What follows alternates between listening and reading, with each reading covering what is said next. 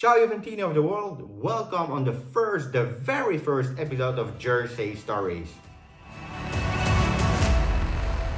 Ciao Juventini, my name is Giuseppe and I'm super excited to speak about jerseys with you. I want to go through different topics about one specific shirt, starting with the one of 2011-2012.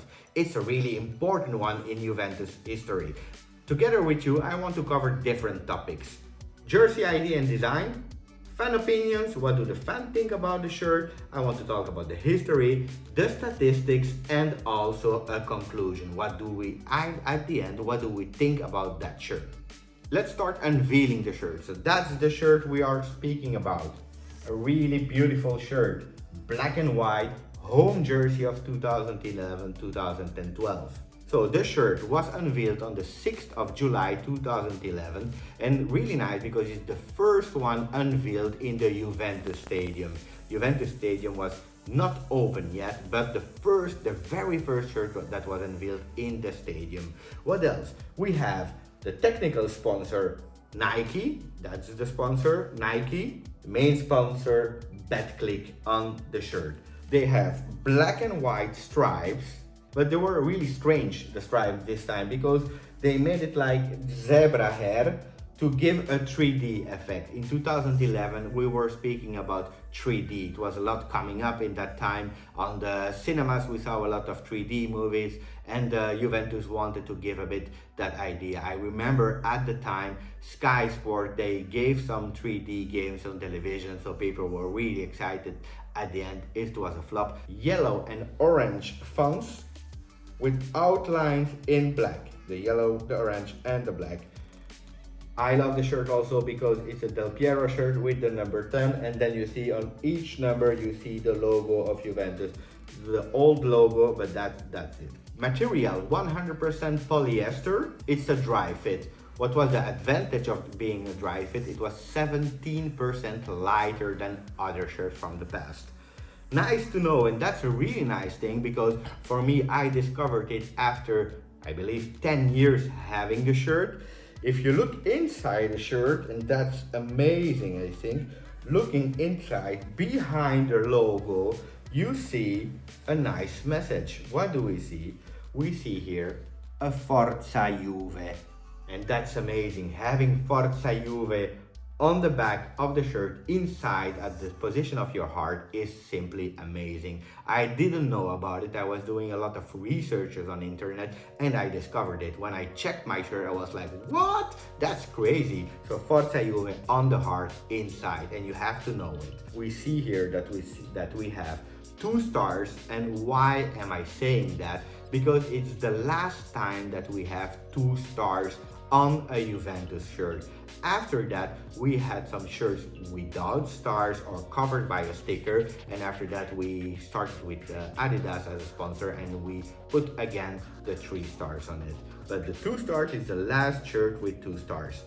If we speak about the fan opinions, on Twitter I asked a poll, what do you think of the shirt? And there were 4 different options. There were ugly, bad, good, and really beautiful. In percentages, because we had 107 people that voted on that poll, we had 7% ugly, 20% bad, 57% were good, were thinking it was a good shirt, and 16% really beautiful. So we see a really predominance of a good shirt, a beautiful shirt. I'm really attached to that shirt. I love that shirt. Why? Because I bought it in the Juventus store in Torino. I made a big queue to have it. I entered and then I bought that shirt. I love that shirt because I bought it in Torino. First time I was wearing it was the day after. It was in October versus Milan in the stadium. Also the first time for me I went in the stadium. So particularly attached to that shirt. What about the history of that shirt? So we have to know that in 2011, Juventus came from 5 seasons where we didn't win any scudetto. We came from a relegation after calciopoli in Serie B that we won, and then we had a 2007-8 season where we were 3rd. The season after that we were 2nd, and then we had 2 years of 7th ranked position. Really difficult time for Juventus. A year of big changes. Agnelli just took over a few months earlier Juventus as president, Andrea Agnelli, for the first time. He was really young. And then we had Conte as a trainer of the first squad. That was big. And then we had a lot of changes in the players. Who did we sign that year? We signed Borriello and Cáceres, but in January, so not in the beginning of the season. We had Elia Estigarribia, Giaccherini, Lichtsteiner, Padoin, Marone, Pazienza. We had Pirlo, and that was the big signing for free for €0. He came from Milan. We had Vidal, Vucinic, and Ziegler. Unfortunately, Ziegler didn't even play one official game with Juventus because Conte was not happy with him. He didn't choose the player, so Ziegler made a come and go, and he left after that. Big ceremony for the opening of the Juventus Stadium on the 8th September 2011. So we felt that, especially on that day, we felt that Juventus could have the possibility of rising again. So we had some hopes, absolutely not the hope of winning the scudetto, but we really had a lot of hope that season that Juventus wouldn't finish seventh again for a third consecutive year. The big topics of that year were matches against Milan. The first one in October we played, and it was so beautiful because in the Juventus Stadium there was a crazy atmosphere, and we dominated the game versus the leaders or the precedent winners of Serie A with big stars like Thiago Silva or Ibrahimovic. They were there on the pitch defending their title, and Juventus was really playing beautiful, but 0-0, and at the end we saw a brace of Marchisio on the 87th minute and 93rd minute with a 2-0. That was one of the most beautiful games of that season. Juventus 2, Milan 0 in October. Napoli Juventus 3-3 with a tie of Pepe, who was scoring that goal. Then we had also in the same game Hamsik that scored a penalty. He was celebrating like a crazy guy, but at the end it was refused. The penalty was refused. If refused, he had to take it again, and he missed. So also a topic of that season. Roma Juventus 1-1 with Buffon saving a penalty from Totti. It was a crazy moment because we have to know that Juventus was still not losing any game in that season. So when we saw Totti coming on the penalty kick, we thought, okay, maybe it's the first time we will lose this season, but no, Buffon stopped that penalty. We had Milan Juventus 1-1 in San Siro, and that's a crazy game. Maybe the most important game of the season, or the most significant game, because it's also the game of il gol di Montari, where actually Montari scored a goal because it was like 1 meter inside the goal, but nobody saw it, or actually the referees didn't saw the game. So that all those moments happened with Juventus wearing the home jersey, the black and white stripes in that season. So big moments playing in that jersey. Another Juve Milan in Coppa Italia this time, and that was the first goal of Del Piero in the home jersey.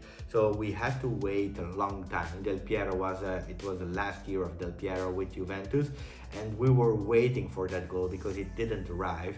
And at the end, Coppa Italia, Milan-Juventus, goal of Del Piero. Amazing moment. The first time with those black and white stripes on him in that season with that specific shirt. Fiorentina, Juve 0-5, and that was a really funny moment because we were playing so well and scoring so many goals. At a certain moment, Vidal scored a goal, and that was the boxing celebration with Bonucci.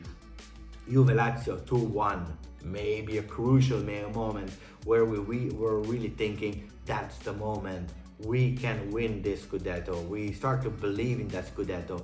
1-1, really crazy and beautiful game. And in the end of the game, there was a discussion because we had a free kick. There was a discussion from Pirlo with the referee and Del Piero from a long distance. He scored that free kick. Crazy moment also because Marchetti in the goal, he was stopping every single goal. He was a beast that day, but Del Piero was able to score that free kick. Amazing moment again with those black and white stripes on us. Juve Lecce, that was a game we were thinking we can be champions in that game at home. Crazy atmosphere, it was sunny, everyone was believing in it, but no, at the 85th minute Buffon made a big mistake in defense. He gave the ball back, and Bertolacci was able to do 1-1. So we had to wait one more game, or maybe two more games. We didn't know at the time, and I remember we were really scared to lose that scudetto. After 0 loss, we were still not losing at the time. And then finally, Cagliari Juventus, another big game at the end of the season. Not the last game, but it was the game just before the last game. Cagliari Juventus were 0-2, and there we were celebrating the scudetto after five really difficult seasons, with Vucinic scoring 1 goal and then an autogol. Crazy moments, celebrating out of home the scudetto of the rising of Juventus, who were so happy. Everyone was happy, and a big celebration. Another topic of that moment was the Juventus Atalanta game at home. We played with a away jersey, but then we changed ourselves with the black and white stripe to win, to lift the scudetto at home. So scudetto won with that shirt. The last game of the season was against Napoli in Coppa Italia with a special shirt, because in 2011 we had also 2 limited shirts. We had the stadium jersey with a special patch on the shoulder. €45 for the fans, was only for the friendly game versus Notts County. And then we had also for the last game of Del Piero in Coppa Italia, the one with a patch here, ADP, One Love, and also with the first time Del Piero put the Juventus jersey on, and the last time with also the date. So beautiful shirt, limited edition, and that was the last game. Also, we lost that game. That was the first time we lost that season, unfortunately, in final. Going to the stats, we played 55 games that season, 37 times home jersey, and then the rest of the games with the other jersey. We had 2 other ones. We had the pink one we played, and we had also the white one with the Italian flag made as a thunder on it. We played just 1 time with it, but 37 times we wore that jersey in that season. 8 times with friendlies, 26 times in Serie A, and 3 times in Coppa Italia. How many goals did we score that season? 116, with 79 goals in black and white with the home jersey, divided in 29 times friendly, 46 times Serie A, and 4 times in Coppa Italia. Those were the goals scored with the home jersey. Who was the first player to score with that goal? Officially, we have Marchisio versus Valsusa. That was the first Juventus player to score in black and white. It's not written, it's written nowhere because it was a friendly game, but he was the first one scoring with that specific jersey. If we speak about the first goal in the Juventus Stadium in black and white, that was Tony versus Notts County. And then we had the really official game in Juventus Stadium, but also in Serie A, and that was Lichtsteiner after an amazing assist of Andrea Pirlo. The last goal of the season was with that home jersey was scored by Vucinic. Who were the top scorer of the season? We have 2 players on number 1. We have Marchisio and Vucinic, because both were able to score 10 times that season, but 9 times with the black and white stripe with the home jersey. Both 9 times, so that means that just 1 time they score with the away jersey. So 9 on 10 for Marchisio and Vucinic. Then we have on position number 2, actually we have Matri, who was also able to score 10 goals that season, but only 6 times with the home jersey. Vidal, 4-time home jersey, in total 7 goals. Then we have Pepe, crazy season also for Pepe with 4 goals with the home jersey on 6. And finally we have Del Piero, 3 times with the home jersey on a total of 5 goals. We also have to nominate Quagliarella and Pirlo, because those guys were able to score 1 goal, just 1 goal with the home jersey. Quagliarella 1 on a total of 4, Pirlo 1 out of 3. And I really want to nominate also two other players. They were Marone and Barzagli, because those guys were able to score one goal each, but not with the home jersey. So they are there as a scorer, but not with the home jersey, just with the away pink jersey. Going into conclusion, we can say that this shirt was not always appreciated by the fans when they saw it the 6th of July 2011. They were thinking like, okay, the zebra hairlines were really strange at the time. Do we love it? Do we don't love it? But with the time, and also it's an iconic shirt because it's the first one of the 8 consecutive titles, so maybe we will win 9, 10, 11, we don't know, because at the moment Serie A is stopped like all the other championships in the world due to coronavirus, but at the moment this one is the first one of the 8 consecutive scudetto. So people start loving that shirt because it's a really iconic one. Also the last black and white of Del Piero, I'm really particularly attached to that shirt. I love it, even if I didn't find it really beautiful when it was unveiled. What else? This one is the one that won 1 scudetto, so it's also a really important one. It's the last time with the 2 stars, so an iconic one. That one is great. We see the Forza Juve inside of the shirt, so yeah, I love that shirt. I hope you enjoyed the first episode of Jersey Stories. I spoke about a lot of things in that episode, so let me know, did I miss something that you really want to know? Is there too much information, too much statistic, too much of history? Let me know what you think. Comment please. Subscribe on the channel if you want to see more of those videos. Let me know what you think. Don't forget to put a like, that would make me a lot of pleasure. So thank you for watching, see you soon, and as always, Forza Juve!